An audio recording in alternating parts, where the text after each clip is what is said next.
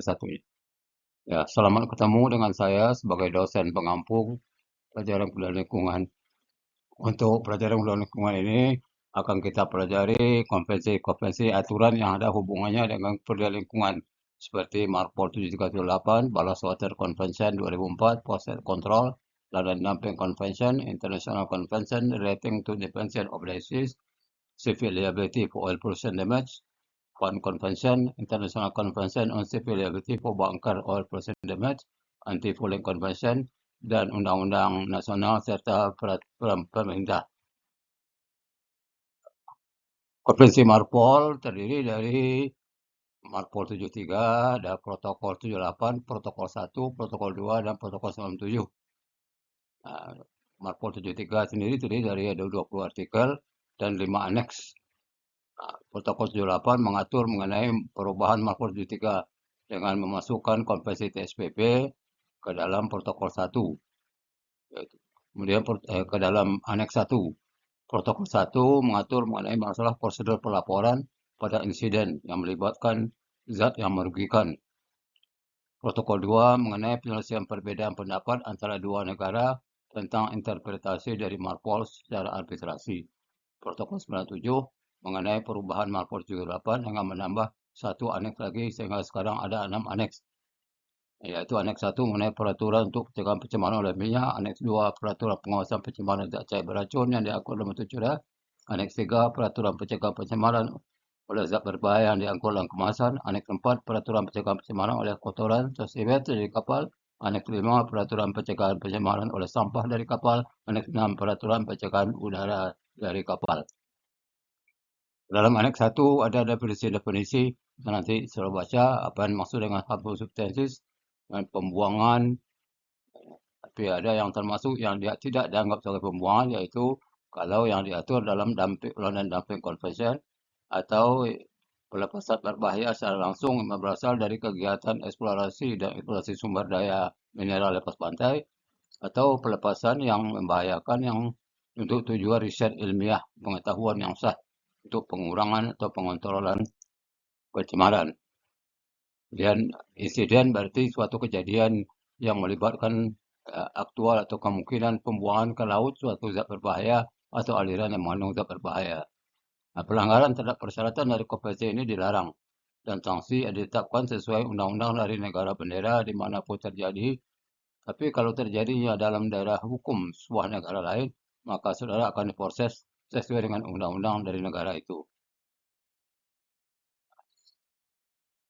Setiap insiden yang melibatkan zat yang membahayakan harus dilaporkan segera mungkin sesuai dengan ketentuan protokol 1 dari Marpol.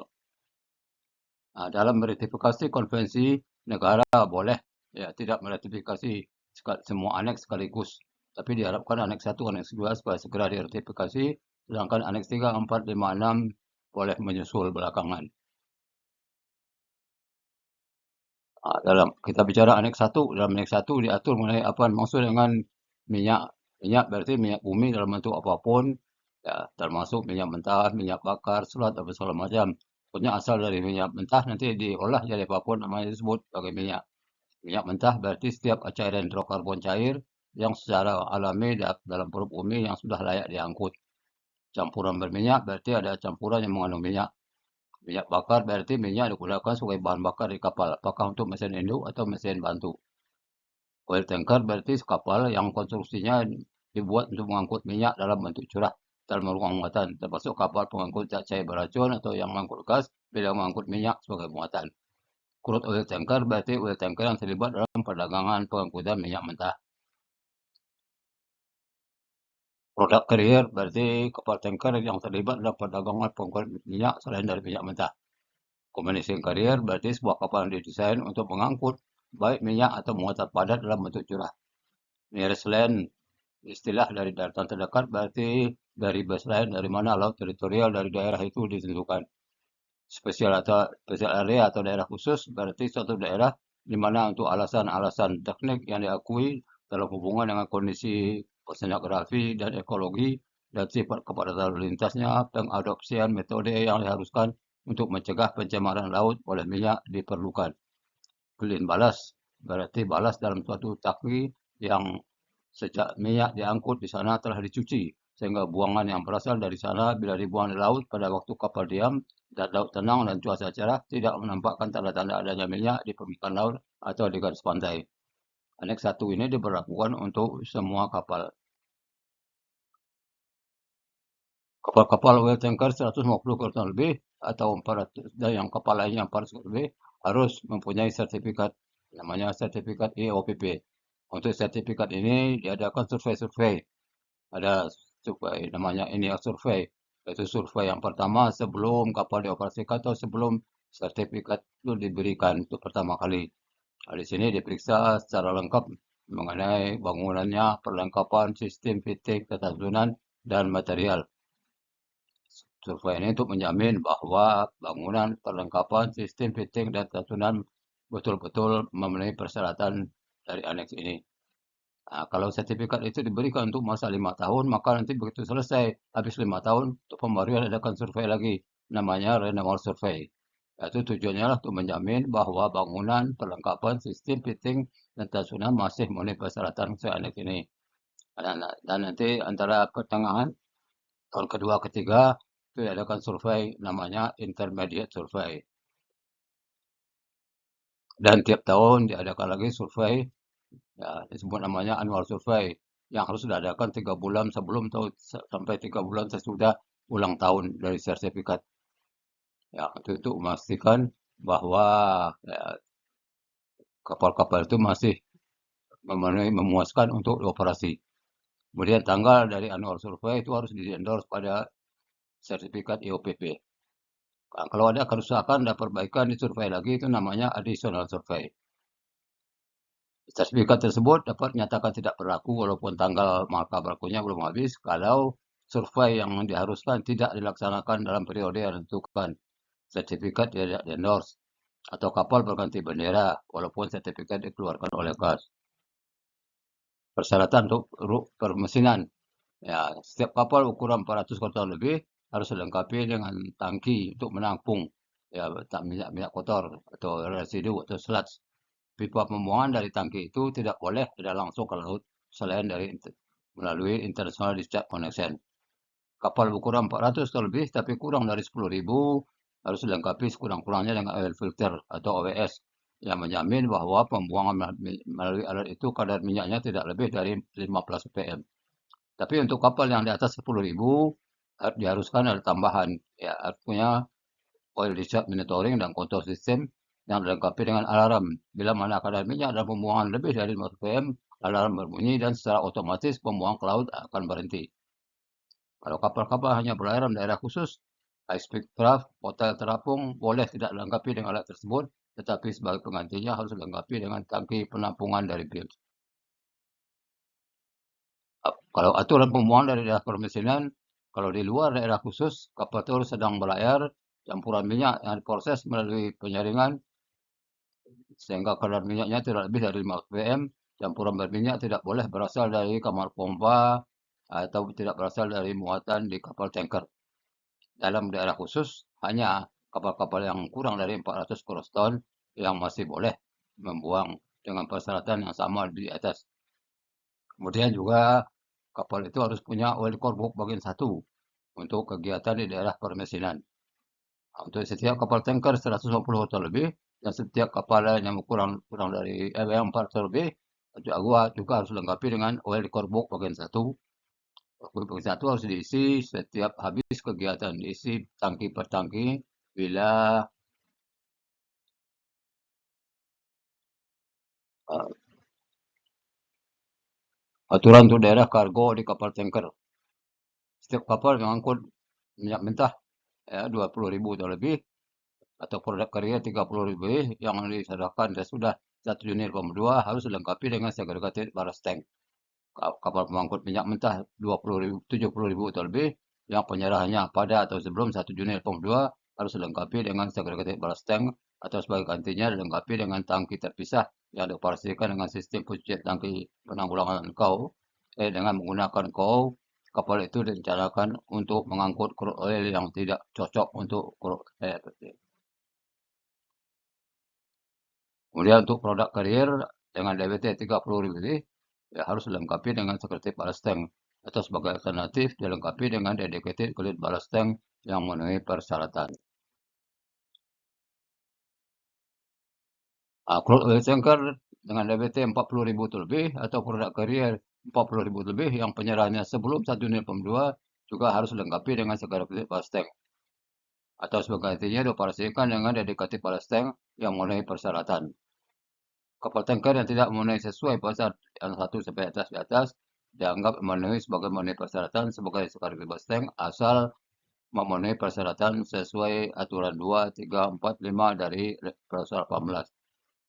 Balas tidak boleh dimuat dalam tangki muatan kecuali dalam keadaan hal yang jarang terjadi.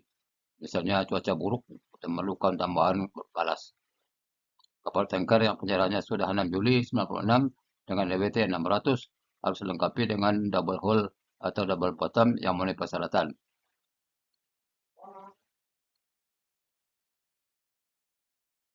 Oil tanker 150 lebih harus dilengkapi dengan swap tank yang kapasitasnya 3% dari kapasitas memuat kapal itu. Peralatan-peralatan, ya, oil discharge monitoring, control system, oil buatan interface detector, crude oil washing. Aturan pemuat minyak dari daerah kargo. 1. Tanker tidak berada dalam daerah khusus. Tanker berada lebih dari 50 mil dari New Zealand. Tanker dalam pelayaran atau proceeding en route. Kecepatan pembuangan tidak lebih dari 30 liter per mil. Jumlah yang dibuang untuk kapal yang penyerahnya sebelum 31 Desember 2009 boleh sampai seper 15.000 dari kapasitas kargo.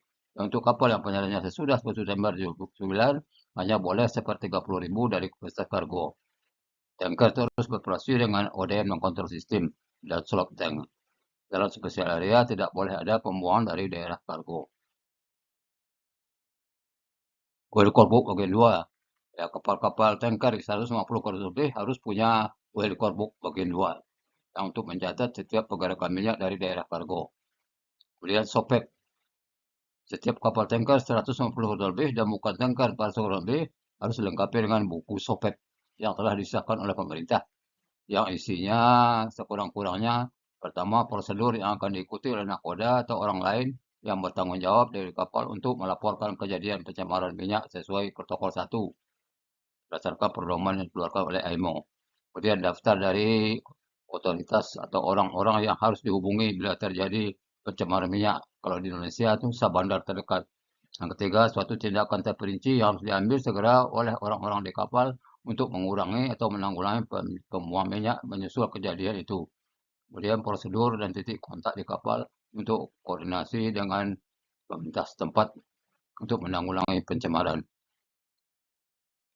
Sekarang kita masuk aneks 2, yaitu aturan pengawasan pencabulan zat cair beracun yang diangkut dalam bentuk curah. Ya, di sini ada disangkan apa yang dimaksud dengan zat cair beracun. Ya, di situ disebutkan berarti setiap zat yang ditunjukkan dalam kolom kategori polusi pada bab 17-18 dari aturan International Book Chemical Code yang sementara dinilai berdasarkan peraturan 6,3 dari Aneks 2 termasuk dalam kategori X, Y, atau Z. Zat cair beracun adalah yang memiliki tekanan zat cair adalah yang memiliki tekanan uap tidak melebihi 0,28 MPa mutlak pada suhu 37,8 Celcius. Solidifying substances berarti zat cair beracun yang dalam suatu zat dengan titik lebur kurang dari 15 Celcius pada temperatur kurang dari 500 Celcius di titik lebur pada waktu pembongkaran. Dalam hal dari suatu zat dengan titik lebur sama atau lebih dari 5 Celcius, temperatur kurang dari 10 derajat Celcius dari titik lebur pada waktu pembongkaran.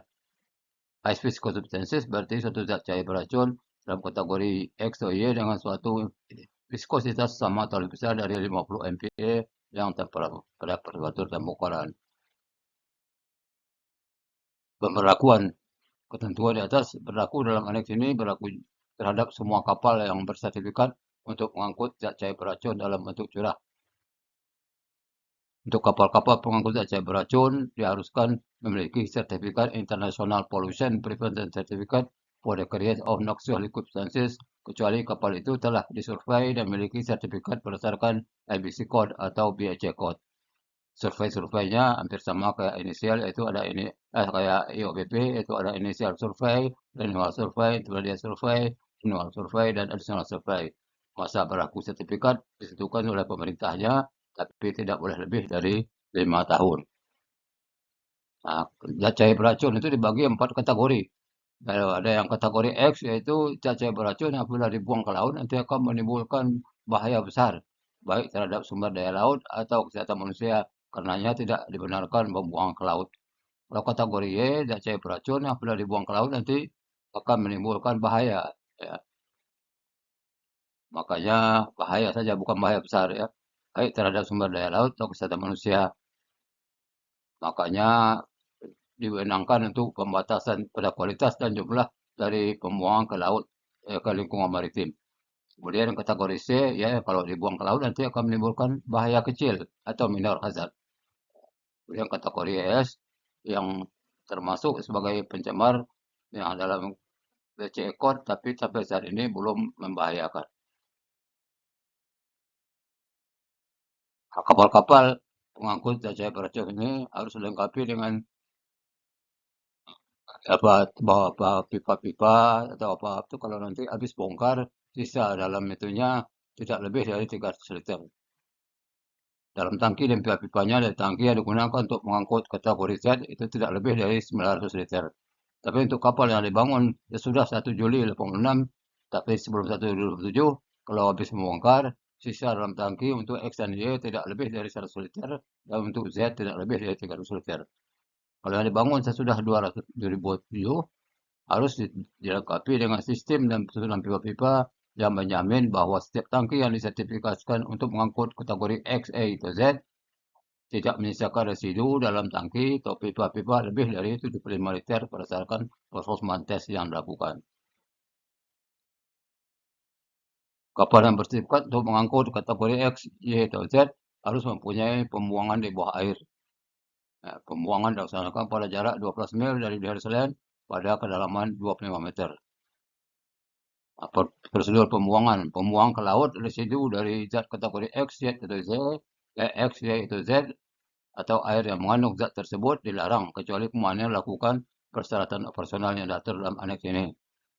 Standar pembuangan tidak sesuai dengan aturan dalam aneks ini membolehkan untuk pembuangan ke laut residu dari zat X, Y, atau Z. Standar pembuangan adalah kapal harus tercampur navigasi dengan kecepatan minimum 7 knot untuk yang bermesin, 4 knot untuk yang digandeng. Pembuangan lakukan di bawah garis air. Pembuangan lakukan pada jarak 12 mil atau lebih dari daratan terdekat pada kedalaman 25 meter atau lebih.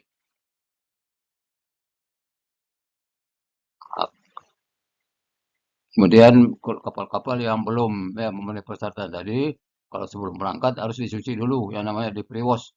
Ya, kalau yang bekas muat X harus dicuci dulu di isi air sambil diukur air pembuangannya. Kalau sudah kurang dari 0,1%, baru dibuang sampai habis. Nanti kalau di laut mau dicuci lagi, ya dengan persyaratan kayak tadi, ya harus kapalnya jaraknya 12 meter dari daratan terdekat dan pada kedalaman airnya 25 meter atau lebih.